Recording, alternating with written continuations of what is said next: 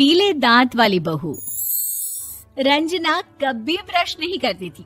उसे कितनी बार उसके माँ बाप ने डांटा, लेकिन उसका कोई असर उस पर होता ही नहीं था, जिस कारण से उसके दांत पीले पीले हो जाते हैं।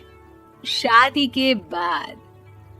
अरे बहू, वैसे तो तुझ में कोई कमी नहीं है, पर तेरे दांत इतने पीले कैसे हैं बेटा? कैसे मतलब? कोई सर्जरी थोड़ी ना कराई है। वो तो क्या नाम, मैं ब्रश नहीं करती थी तो पीले हो गए। अब क्या करूं? आप कहें तो लाल करवा लूं या फिर काले? यार ये क्या है, क्यों माँ से लड़ रही हो? लड़ रही हूँ? अरे मैं लड़ रही हूँ या ये बोल रही है कि दांत पीले हैं, पीले। अरे तपस्या थोड़ी ना की है इन्हें पीले करने के लिए। बकायदा ब्रश नहीं किया है 20 साल तक, तब जाकर। छी, कैसी बात कर रही हो? ये उस वक्त तो पीले नहीं थे जब हम लोग तुम्हें देखने आए थे। अरे तब साफ करवा लिया होगा डेंटिस्ट के पास जाकर। अब देखो कैसे पीले पीले लग रहे हैं। रंजना सास की तरफ गुस्से से देखती है।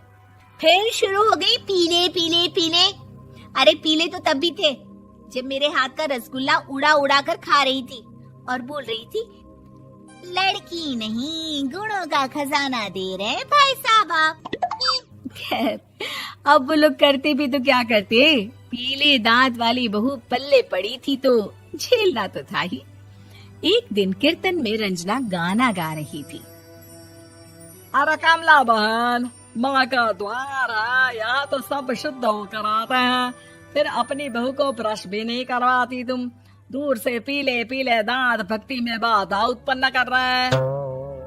अरे कोई 2 साल के बच्ची थोड़ी ना लेकर आई हूँ मैं बहू बनाकर। अच्छी खासी लड़की है, अरे कैसे करवाऊं ब्रश? ये तो उसे खुद करना चाहिए ना। अब माँ बाप तो इसके जैसे तैसे निपटा दिए, ये नहीं सोचा कि सास कैसे संभालेगी। सास बहू को लेकर घर आ जाती है, लेकिन सोच लेती है कि अब इसे लेकर कहीं नहीं जाएगी। अगले रोज बहू कहती है, अरे क्या हो गया, मंदिर नहीं जाना क्या? कीर्तन का वक्त हो रहा है। मेरी मधुर वाणी से कान्हा जी जागते हैं और सोते हैं। आप तो जानती है ना उनकी भक्ति में कितना मन लगता है मेरा। वो क्या है ना, तबीयत ठीक नहीं लग रही है मेरी, आराम करूंगी मैं। तबीयत ठीक नहीं लग रही? अभी तो मिथुन के गाने पर नाच रही थी आप, और अब बोल रही है कि तबीयत ठीक नहीं लग रही। अरे भक्ति में मन लगा लो सासू माँ, ऊपर जाना है, क्या मुंह दिखाओगी आप? हाँ? सास को बहू की बात पर गुस्सा आ जाता है। मैं क्या मुंह दिखाऊंगी, इसकी चिंता तो ना कर, समझी? अपने मुंह की चिंता कर, जो ये पीले पीले दांत लेकर हर जगह पहुंच जाती है। पता है लोग कितना मजाक बनाते हैं। ना जी ना, मैं नहीं जाना कहीं तेरे साथ। तो ये बात है। कोई ना, मत जाओ, मैं अपने कमरे में ही बैठकर भक्ति कर लूंगी। ऊपर वाला दांत थोड़ी ना देखता है, मन देखता है, भावना देखता है। और अरे बस बस, तू सब कुछ दिखा, बस ये सफेद चमकदार दांत ना दिखाना किसी को, है? जा यहाँ से। बहू को सास की बात का कोई फर्क नहीं पड़ता, वो तो जैसी थी वैसी ही रह जाती है। सुबह नहाकर किचन में खाना बनाना, फिर खाना खाना, कीर्तन भजन करना और सो जाना। एक दिन, माँ जी मैं सहेली के घर जा रही हूँ, शाम को लेट आऊंगी।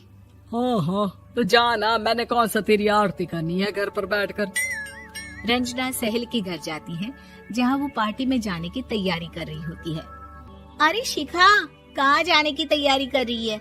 मैं गलत वक्त पर आ गई क्या? अरे नहीं यार, उल्टा सही वक्त पर आई है। मैंने ये साड़ी और ज्वेलरी निकाली है यार, शाम को इनके ऑफिस की एक पार्टी में जाना है। बताना कैसा लग रहा है ये सब? नहीं यार, इस ड्रेस के साथ तो वो वाली ज्वेलरी अच्छी लगेगी। हाँ हाँ सही बोल रही है, मैंने ध्यान ही नहीं दिया। वैसे तो हमेशा से मस्त फैशन सेंस रखती है। तो बड़ा जाती होगी ना पति के साथ पार्टी में। रंजना कुछ नहीं बोलती, बस सोचती है कि यार काश ये बात सही हो जाती। पर मैं क्यों नहीं जाती पार्टी में? क्या इन लोगों की कोई पार्टी होती नहीं होगी? रंजना घर आती है और रात में पति से सवाल करती है, एक बात बताइए, आप मुझे किसी पार्टी में क्यों नहीं ले जाते? क्या आपके यहाँ ऑफिस में पार्टी नहीं होती? पति बेचारा क्या कहता कि दांत पीले हैं तुम्हारे इसलिए। अरे कोई पार्टी होती नहीं हम लोगों के ऑफिस में, तो कहाँ से लेकर जाऊं? और मार्केट, मॉल, कहीं वीकेंड घूमना, कहीं तो। अरे यार, सारे हफ्ते में एक छुट्टी मिलती है, तो सोचता हूँ कि आराम ही कर लूं। क्यों? रंजना मन मार के रह जाती है। पहले कभी सास के साथ मंदिर जाया करती थी, लेकिन वो भी सास ने ले जाना बंद कर दिया। घर बैठी बैठी रंजना बोर हो जाती है। तभी उसे आइडिया आता है और वो मायके जाने का सोचती है।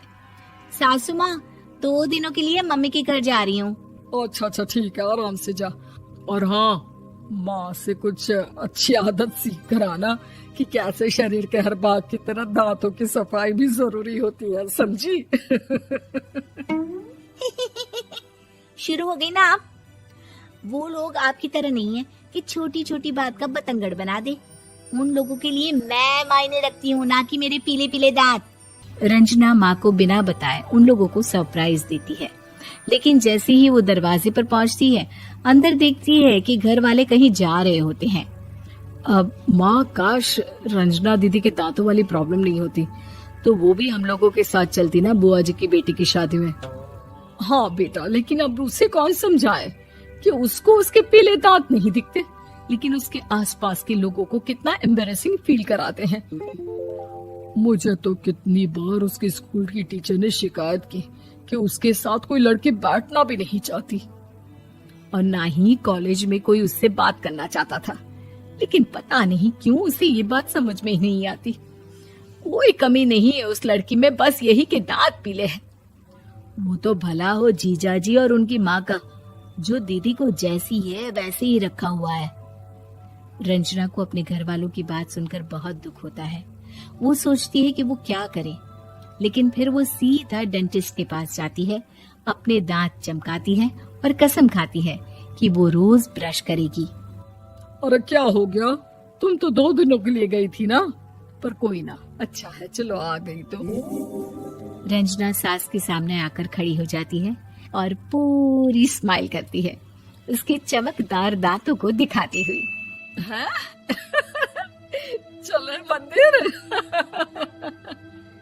माँ, मुझे माफ कर दीजिए, मैंने आप लोगों को बहुत एम्बैरेसिंग फील करवाया।